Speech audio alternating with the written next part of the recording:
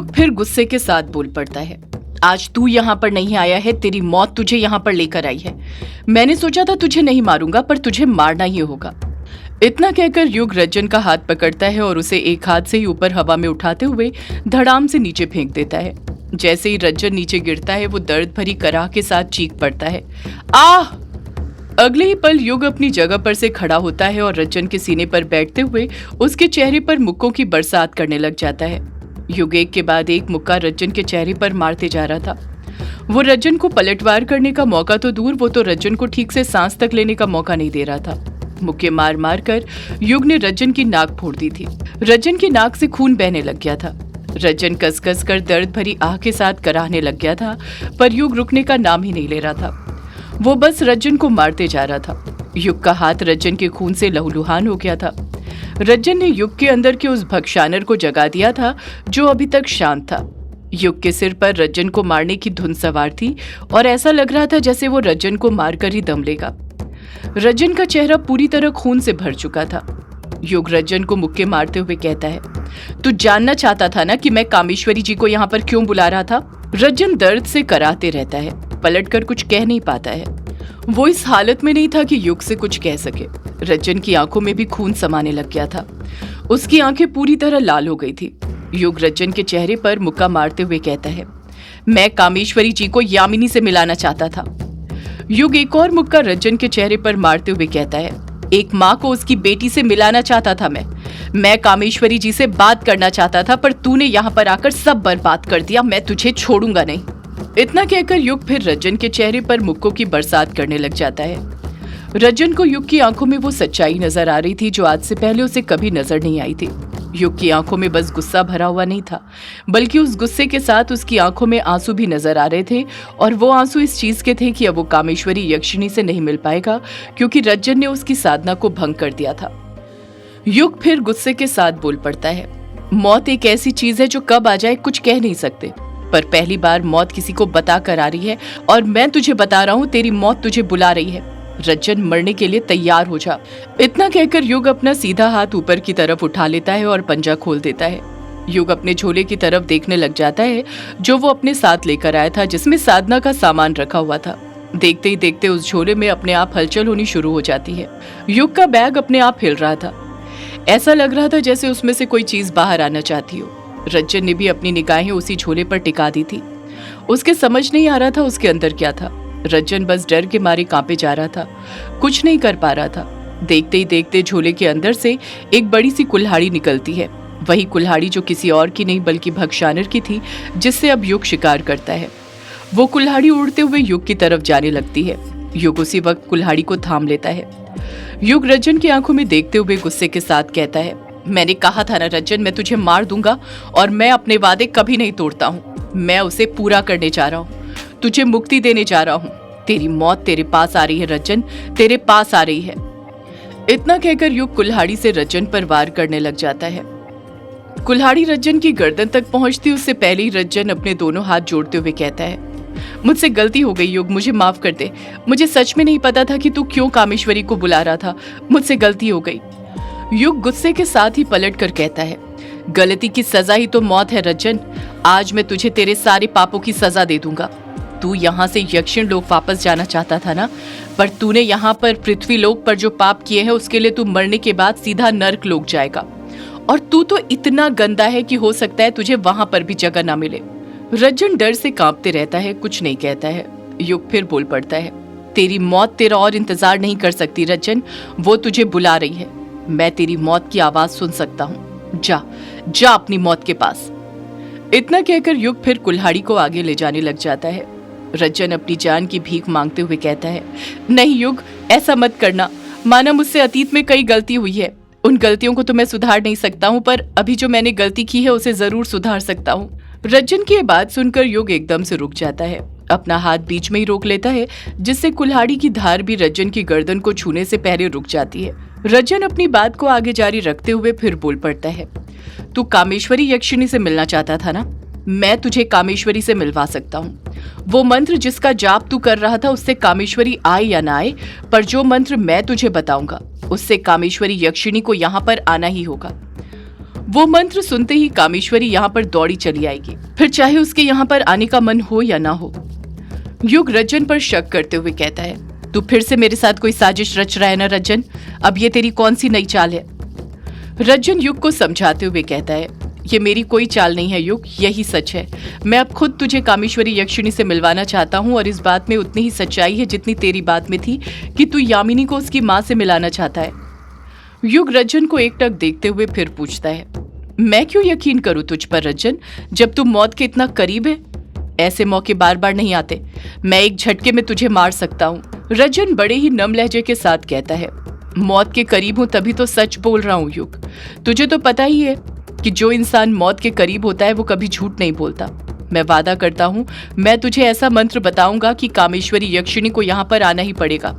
और रही मेरी तुझे धोखा देने की बात, तो ना ही मैं कहीं जा रहा हूँ, ना ही तेरी ये कुल्हाड़ी कहीं जा रही है। तू जब चाहे मुझे मार सकता है, और ये एक यक्ष का वादा है तुझसे कि वो यहाँ से कहीं नहीं जाएगा। युग खामोशी के साथ खड़ा रहता है। उसके समझ नहीं आता वो क्या करे, क्योंकि रज्जन पर भरोसा करना इतना भी आसान नहीं था। एक पल के लिए तो उसके मन में ख्याल आता है कि वो रज्जन को उसी वक्त मार दे, क्योंकि अतीत में जो उसने पाप किए थे उसकी वही सजा थी। पर अगर वो रज्जन को मार देता तो वो कामेश्वरी यक्षिणी के सामने और भी बुरा बन जाता। कामेश्वरी को यही लगता कि युग सच में एक भक्षानर बन चुका है, तभी उसने रज्जन को मारा है। वो कभी युग पर यकीन ही नहीं करती। युग की आंखों के सामने बार बार यामिनी का चेहरा आ रहा था और अगले ही पल वो कुछ सोच विचार करने के बाद फिर रज्जन से पूछ पड़ता है, आखिर ऐसा कौन सा मंत्र है जिसे पढ़ते ही कामेश्वरी जी आ जाएंगी? रज्जन हड़बड़ाहट के साथ बोल पड़ता है, ये वो मंत्र है युग जो सिर्फ हम यक्षों को पता है, जिसका उपयोग हम यक्षिण लोक में दुष्काल के वक्त यक्षिणियों को बुलाने के लिए करते थे। युग पलट कर कहता है, और वो कौन सा मंत्र है? युग के चेहरे के एक्सप्रेशन देखकर रज्जन समझ गया था कि युग उसकी बात मानने के लिए राजी हो गया था, इसलिए अगले ही पल वो अपनी बात मनाने की इच्छा से कहता है, वो मंत्र कौन सा है ये भी मैं तुझे बताऊंगा, बस पहले तू मेरी गर्दन पर से ये कुल्हाड़ी हटा दे। इस कुल्हाड़ी की धार देखकर वो मंत्र मेरे कंठ में ही अटक गया है, मेरी जुबान पर ही नहीं आ रहा है। युग जानता था कि रज्जन बहुत चालाक था, पर उसे कुल्हाड़ी उसकी गर्दन पर से हटानी ही होगी, तभी रज्जन उसे कुछ बताएगा। इसलिए युग रज्जन को गुस्से से घूरते हुए ही धीरे धीरे उसकी गर्दन पर से कुल्हाड़ी को दूर ले जाता है और नीचे जमीन पर फेंक देता है।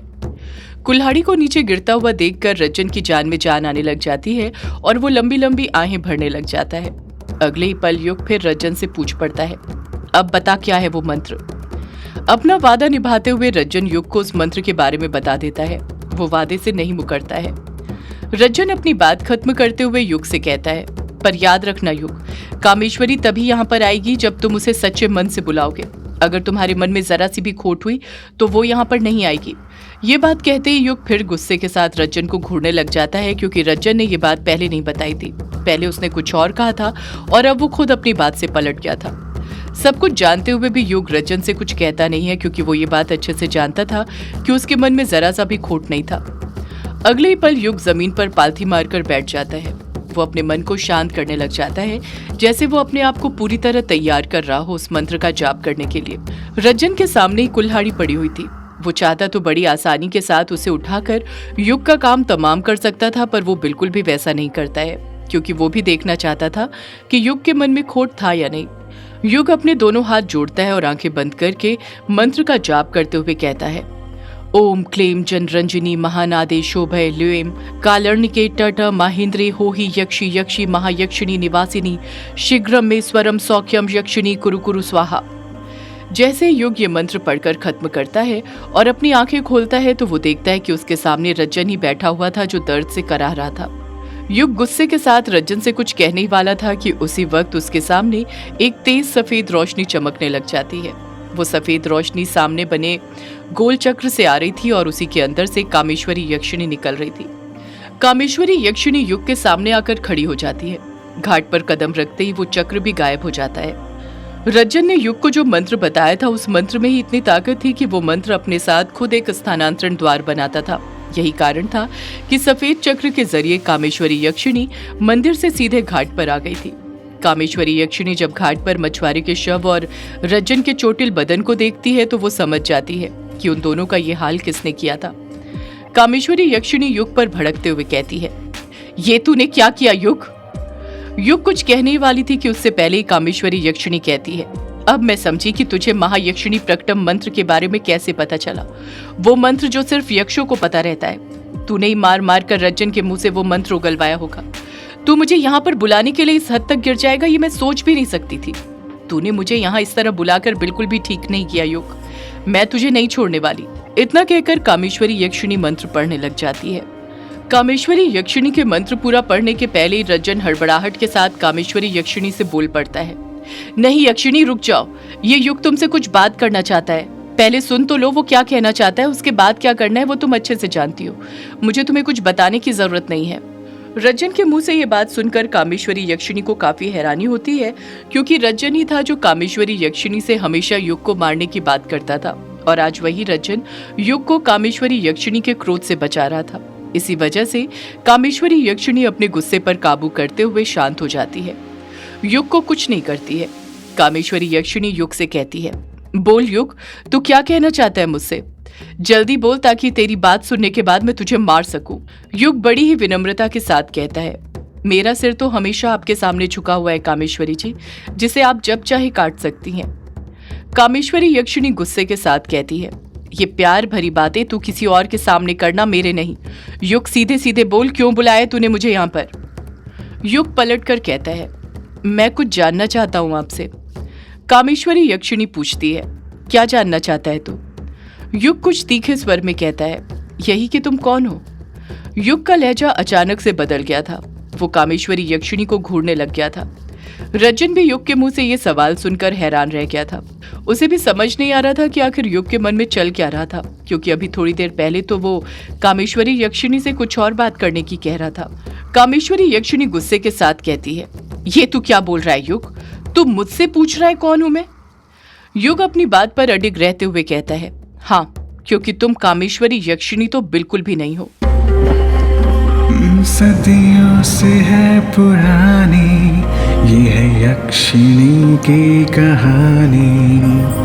यक्षिणी एक आग है, यक्षिणी तेरा ख्वाब है।